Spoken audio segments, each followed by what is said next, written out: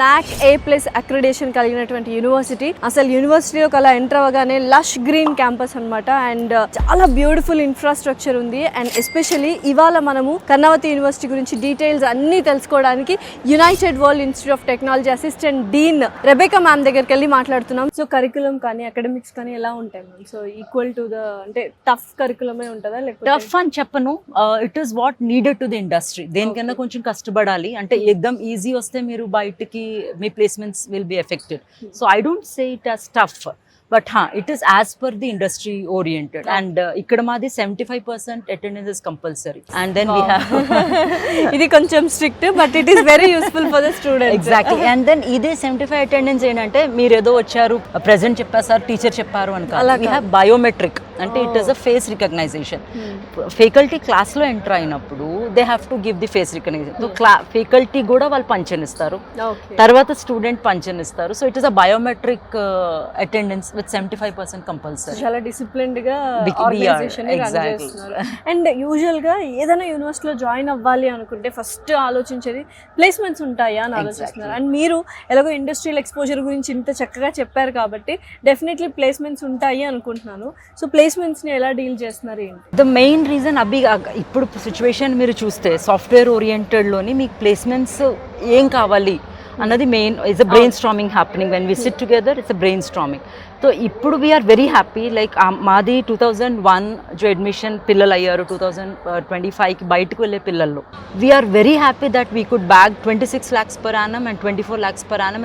Not only that we're 100% placement assistance అయితే ఇస్తున్నాం. More than 90 students are already in the internships and they are with PPOs, మన placement offer after internship లో ఉన్నారు. ఎవరైనా యూనివర్సిటీలో join అవ్వాలి అనుకుంటే బేసిక్గా అందరూ ఆలోచించేది ఫ్యాకల్టీ ఎలా ఉంటారు, ఎంత ఇంటరాక్టివ్గా ఉంటారు, అండ్ వాళ్ళ క్వాలిఫికేషన్స్ ఏంటి, మాకు అర్థమయ్యేలా చదువు చెప్తారా లేదా, డౌట్స్ క్లియర్గా అడగొచ్చా లేదా అని. So what you want to say about the faculty in Karnavati university?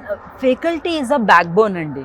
ఏదైనా యూనివర్సిటీ మీరు మాట్లాడాలి అంటే మీ స్ట్రెంగ్త్ ఎక్కడ ఉంటుంది అంటే your faculty. And as per Karnavati we always take only PhD pursuing faculties. Yeah, PhD completed or PhD pursuing with minimum 3 years. So మా faculty they are already equipped, they are already trained. వచ్చిన తర్వాత కూడా we have faculty development programs. సో ఫ్యాకల్టీని తయారు చేస్తాం. జైసే మీరు చెప్పారు కి పిల్లలకి అర్థమవుతుందా లేదా అనడానికి. సో పిల్లలకి అర్థమవుతుందా లేదా అనడానికి వీ హ్యావ్ ఫీడ్బ్యాక్ సిస్టమ్స్.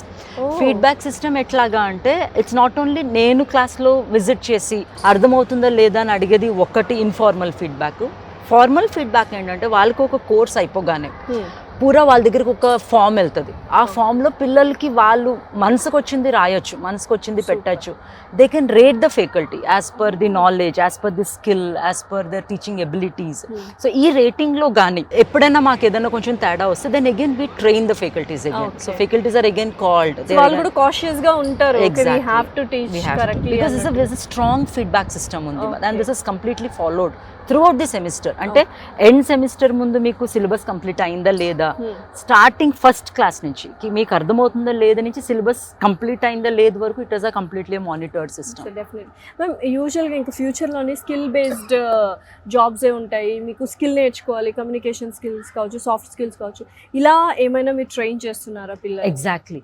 మీరు అంటే other than academics. I understand. Exactly. మీరు బీటెక్ పిల్లల్ని చూస్తే నార్మల్గా మనం ఏంటి టెక్నికల్ అంటాం. Technical is a must.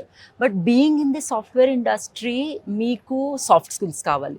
So every semester మన సెమిస్టర్ 1 నుంచి మొదలుపెట్టి సెమిస్టర్ 7 వరకు every semester we have the soft skill. Like ఒకసారి మేము క్వాంటిటివ్ ఎలా మీరు ఆన్సర్ చేయాలి అన్నది నేర్పిస్తాం, ఇంకొకసారి లాజికల్ రీజనింగ్ ఎలా చేయాలి అని నేర్పిస్తాం, ఇంకొకసారి ప్లేస్మెంట్స్ మీరు ఎలాగా కూర్చోవాలి, what is your behaviour, what to say, what not to say. Then we have resume building. We have where your resume should be. ఇప్పుడేంటండి జరిగే విధానం కీవర్డ్స్ తో నడుస్తుంది. డెఫినెట్లీ షార్ట్ లిస్ట్ అంటే కీవర్డ్స్. ఎగ్జాక్ట్లీ. సో మీ యొక్క రెజ్యూమేలో కీవర్డ్స్ ఉన్నాయా అంటే ఆ కీవర్డ్స్ ఎలా మీరు పుటప్ చేస్తారు. సో మా దగ్గర ఒక కోర్స్ ఉంది, లైక్ కీవర్డ్స్ వాళ్ళ కోర్స్ ఎలాగా ఫ్యాకల్టీ చెప్తారంటే మీరు ఏదైనా ప్రాజెక్ట్ చేస్తే గిట్ హబ్లో పెడతారు, LinkedIn-లో పెడతారు. So that keywords have to reflect in your resume. So we have 2 months of soft skill training to the students to make them oriented for the industry. Okay.